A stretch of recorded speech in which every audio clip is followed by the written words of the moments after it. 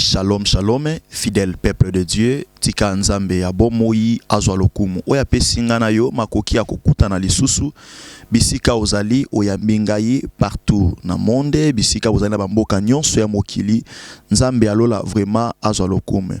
Avant vraiment ya ko banda ko épingler plutôt message oyo na yeli yo, na ko préférer bati la biso ba élément ya ba témoignage comment musala nzambe zo salama ndenge nzamba zo visiter batu à travers ya ministère nangai o nazo te évangéliste Gauthier Bokeka pe na sima toko kota na kati ya ben ya message oyo nzamba pesinga ipona yo.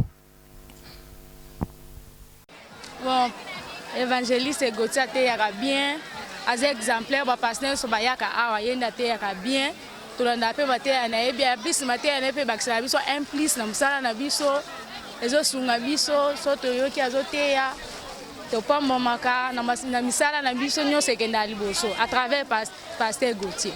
Yo so expliquer ba problème na ye, na problème na yo et pas na ye.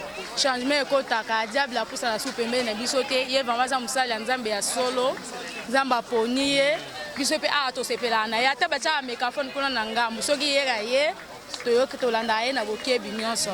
Aza évangéliste moko ya solo biso to sepeli na ye to linga ye na musala na ye ke liboso. Ngai kaka komona pasteur Gauthier aza musala nzambe nzambe azo sala à travers na ye bayaka ko pesa ye ko epse ba problème ba benga ye soit baya ko mona ye pona ba problème ono so bazana ngo.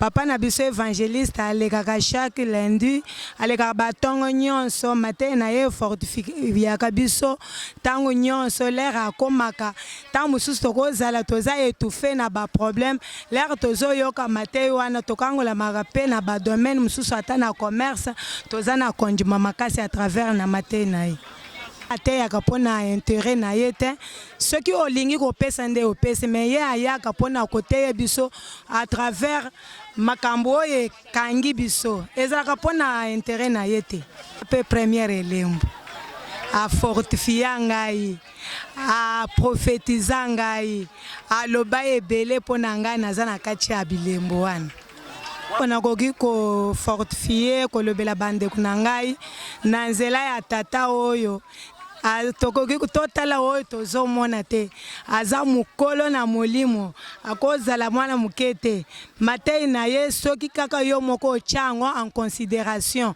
okomona kaka loboko na nzambe. Kombo na ngai pasteur Prosper Moïse Bukasa.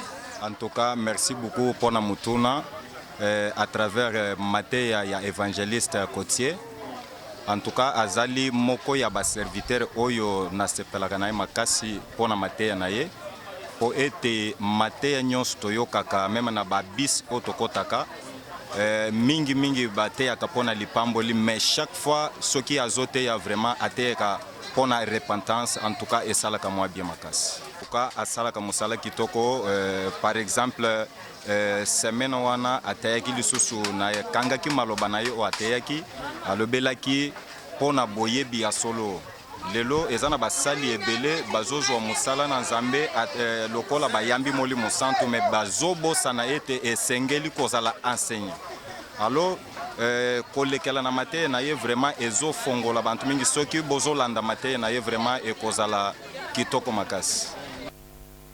Ok, vraiment merci. Yomoko Olandi, Nino Nzamba zo sala. Pona ebiso ke bien aimé musalo tozo sala ya nzambe pona bino to sala yango na ba sentiment na bisote. Oui, il y a des serviteurs au bazo servir nzambe pona ba honneur na bango ba lokumu na bango mais ezana ba serviteurs mususu pe au bazo servir nzambe pona honneur ya nzambe enfin que libota nzambe ebika. Loko landi bandeko wana ba témoignage ba pesi yango nde ezo salama. Alors ngape na croire que ndenge bango ba témoigner bikamwa ya nzambe na nzela évangéliste Gauthier Bokeka et yo pe ko témoigner bikamwa ya nzambe même si oza wapi tope wapi oza na France oza na Canada oza na Allemagne oza na Afrique du Sud tope ozali na kati ya États-Unis c'est possible pour que yo obika bolamwa nzambe. Bien aimé Bible lobike loboko ya nzambe eza mukuse te pona ko sembolama na bomo ya mutu même na millier o mutu azali Avant na kota na kati ya message no ebiso elo moko ordre epesama na kati ya Bible que eza impossible moka katani to pe moto atambola kate ndenge pesamelaki na histoire ya David na ndeko babengi Mephibosheth que akutana na avant nana bato amine to pa bima na kati ya ville. Mais avec la main puissante de Dieu, ezalaki possible pour que Mephibosheth avant nana bato amine. Et c'est pareil aussi avec toi bien-aimé, ordre koki epesama que c'est impossible yo kende liboso, c'est impossible makambuna we kangama wana efungwama. Mais avec la main puissante de Dieu et par son serviteur l'évangéliste Gauthier Bokeka oyozolanda sikoyo, c'est possible que makambuna yo ekende liboso efungwama. Onyon swana e simba te e banda simba. Alors naza déjà na kati ya makomi ya Nzambe pour que na annonce yo penser ya Nzambe. Non senga yo message oyo olandango vraiment ndenge bandi ne bandeli oyo tina suka. Parce que non pas sa réponse concernant ma question. Et je suis dans le livre d'Exode. Je vais utiliser seulement ces livres. Je suis dans le livre d'Exode. Exode chapitre 14, son verset 5 à 7. Et je lis la parole de Dieu au nom de Jésus. La Bible dit: on annonça au roi d'Égypte que le peuple avait pris la fuite. Alors le cœur de Pharaon et celui de ses serviteurs fit changer à l'égard du peuple. Il dit: qu'avons-nous fait en laissant aller Israël, dont nous aurons pris les services? Pharaon attela son char et il prit son peuple avec lui. Il prit 600 chars de litre et tous les chars d'Égypte, il avait sur tous ses combattants. L'Éternel endurcit les cœurs de Pharaon. Nakati wana. Bien aimé, thème oyo na lingi na teayo na moma oyo ezali la continuité des œuvres sataniques pour la déstabilisation de l'homme. Bien aimé, Satan a risé na makambu nyonso. Alors, manière oyo Satana a fonctionnaka. Ce qui osana idée te, occupé ko comprendre yango te. Que Satana osala likambu oyo pona ko viser boye. Bien aimé, Satana a koki ko viser droite pona a détruire. Mais pona ko flouer batu, en côté la pas directement à droite ou à côté à gauche. Satan a koki ana posa a compliqué eloko mususu na vie ya mutu. Mais à côté li na eloko na te po ba remarquer directement. Te pe po ba tia ye kate. Alors au côté na nzela ya eloko mususu. Façon oyo Satan a fonctionnaka. Eza façon moko soki mise fungwa mate. Vi na yo e ozalaka vi ya kolelaka na kolelaka kaka. Okanisa ke ye azo combattre yo pona eloko yo. Mais ye selon ye azo mona ke non. Nazo combattre ye pona eloko yo te. Mais plutôt nazo combattre ye pona eloko mususu mais eloko nazo combattre c'est justement pour entrer. Enfin, ya ko détruire o ngana banda ko viser. Nde ba façon Satana a fonctionné. La continuité des œuvres sataniques pour déstabilisation de l'homme. Bien aimé, continuité ya Satana, ya misala ya mabe na ye. E olanda mutu bisika nyonso oyo mutako koma. Même si que changer millier, olobi ke na kende mboka boye, na changer quartier ya kovanda. Bien aimé, misala ya mabe ya Satana pona échec, échouement na yo, et ko continuer toujours ya kolanda yo. Yo lobaki ke problème na yo eza problème ya libala. Problème na yo eza problème ya visa parce que visa zo bimate. Satana a se retiré. Alors bon, zwa visa. Oyo remarqué tango suit visa. Au lieu que makambo esila, mais on continue toujours. Et s'empirer que les quand même kutu ndenge zalaki. Pour te dire que Satana a na continuité moko. Pour la déstabilisation ya vie na yo. Na fungoli téléphone na ngai plus 243 81 72 18 8 42. Numéro yango eza affiché. Benganga place ozali yo makambo esimba te, banda okenda poto, mikanda ezobima te, musala ya malonga eza te, famille yebi kende kona biso aza na poto kuna, vie eza malamu, mais yo kuna na poto milelo na milelo, eloko ezosimba eza te. Okoki ozwi na yo mbongo, mais na moment ebongi obanda ko réaliser ba projet na kati ya mbongo wana ba problème eye. Dès que mbongo to be ba problème wana esili, mbongo pe esili. To dès que mbongo esili ba problème pe ke imbala moko. Donc eza continuité ya misala ya Satana. Elandi yo na ba milliers nyonso. Elandi yo na ba kwen nyonso. Bisika nyonso zo kende zo landa yo. Satana sa malin bien-aimé. Pendant que le diable est là, yebango ke akotika la ka jamais kotika yo vivre en paix. Nabi téléphone ya polele benganga na sambela pona yo, makambo nyonso monde abondo ki amolili ekanga pona yo. Nazo sambela nzambe efungwa makaka ndenge okobenga ngai. Oyo nyonso e marsaka kitoko te. Oyo nyonso remarkaka ekoma libaku pona yo, ekoma problème pona yo. Parce que quand même musala yozo sala, et ana batu ba se retrouver na vika na musala wana. Kana mboka oyo zali, et ana batu musuba ni atape na mabele wana, vie kenda pe liboso. Mais pourquoi ya yo eko kende liboso te? Pourquoi ba oko libérer mikanda na ote? Pourquoi oko bika na maladi wana te? Pourquoi makambo libala na eko simba te? Pourquoi mabota na eko fungwa mate? Pourquoi?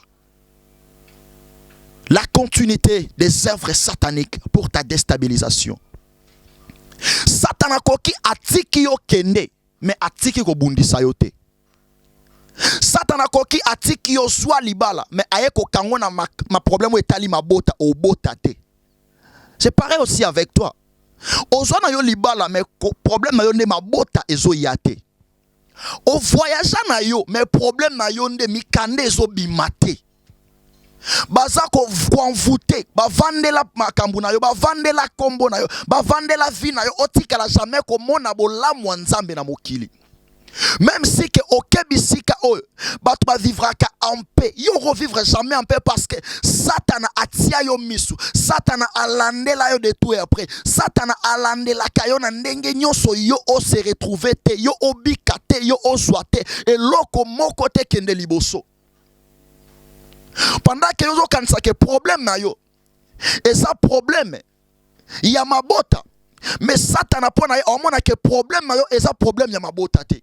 O yazo attaquer pona yo plutôt et pas na yo.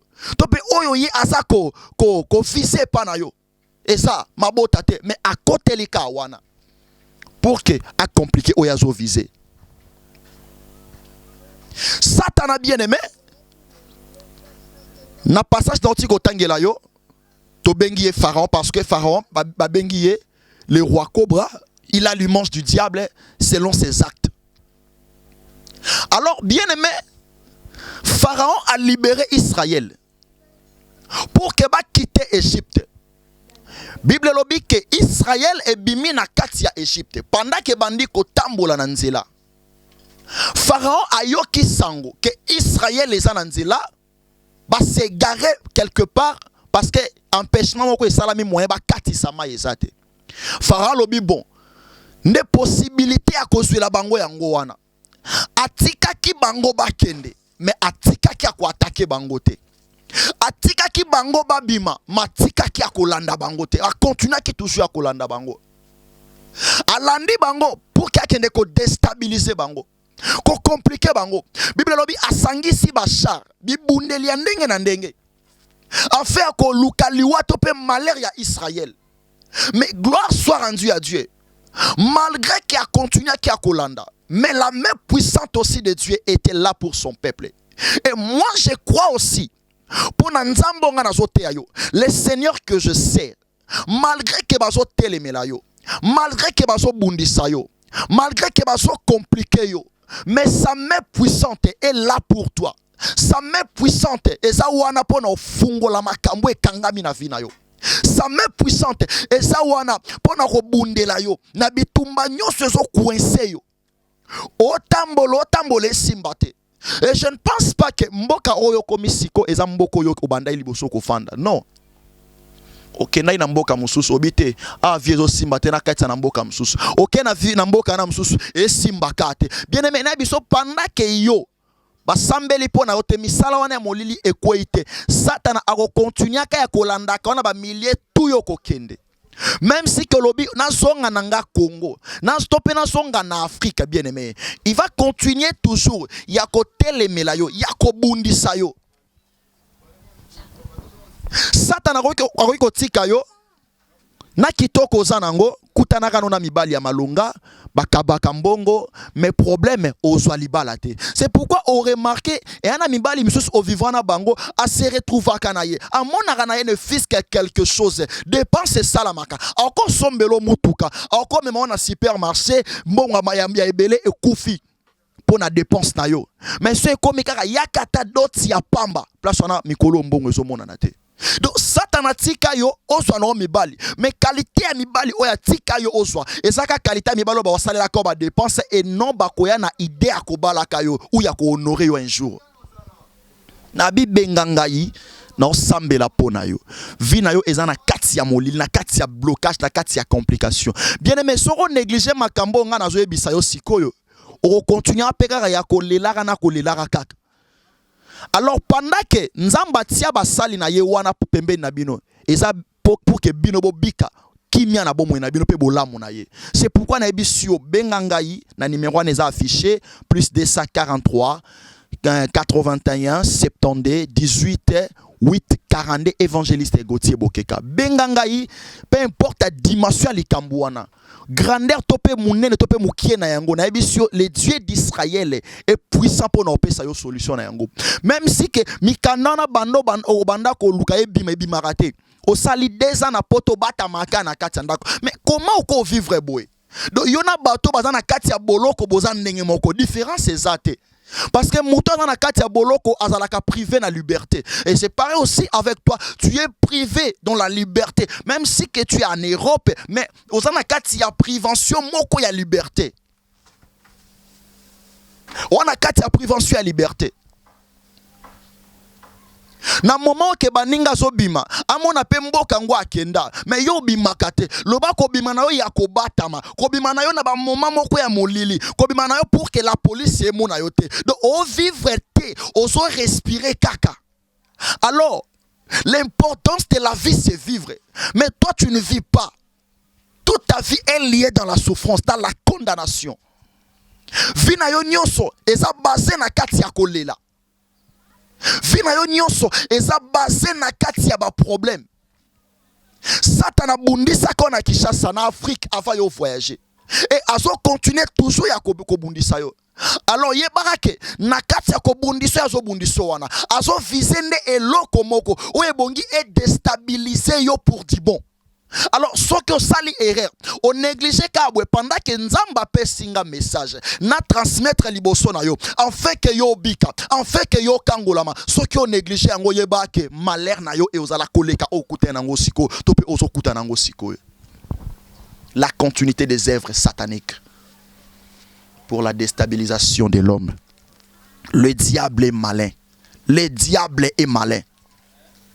Bien aimé, na vie ko sala aventure te na likambo yoki ke ndoki akoti wana parce que ndoki za esprit o mona yebo ete sala no ata aventure na likambo ba yebisio mutu oyo yebi il est en chair mais ko sala aventure te na lisolo ba yebisio ke ba ndoki bakoti makambo wana parce que yo za na nsoto ndoki za na molimo. Alors pendant que ba yebisio ke ndoki za wana okutana mosali nzambe moko nzamba tindi aloba concernant yo bien aimé ko kangama boko te telema en fait que solution likambwana ezwama o continue ka ko lelaka na ko souffrir ngo jusqu'à zakan. Israël a kanisa que lokola bimi na kat Égypte Pharaon a bosaniye Pharaon a tikiye Pharaon a négligé nzoka ndenga bimaki na kati ya Égypte ezalaki toujours une continuité ya Pharaon pour na déstabilisation na ye ezalaki toujours continuité ya Pharaon pour na malheur na ye ezalaki toujours déstabilisation ya Pharaon pour na échec na ye. Alléluia. Et toi aussi, si vous négligez ces choses bien-aimées, et sachez-le bien que votre malheur est là. Malheur na yo makasi eza liboso wana. nalobi numéro na nga téléphone yango wana eza affiché nazalika na mwa tamukie ya ko annoncer yo mais bénéficier nde ya ebele bénéficier ya mingi nazozela appel na yo na sambela po na yo bato yo ki bapesi ba témoignage oyo ebongi opesa eoleka ya bato wana parce que nzamba tini ngai en face ta yo uniquement po na yo kaka. C'est pourquoi benganga ko inciter te na osambela loboko nzambe elanda yo na mboko yo zali. Loboko nzambe elanda yo na kati ya makambo yo okutai nango. Loboko nzambe ekolanda même si bana yo boti to kuna to pe eloko moko zo simba te loboko nzambe ekolanda yo kuna. Parce que nzambe to salela to na alliance na ye pona lobiko na bino. Jamais satana ako komisa yo rouleau ya ko sakanela to pe bale ya ko betela. Abeti yo na Afrique, akebeto pe na Europe, abeto na mboka nyonso. Ce n'est pas ça. Que le Seigneur vous bénisse. Na lingi na sambela ne fiske 1 minute. Maintenant aussi ça resambela awa benganga inde onazo zela na sambela siko en particulier pona yo moko.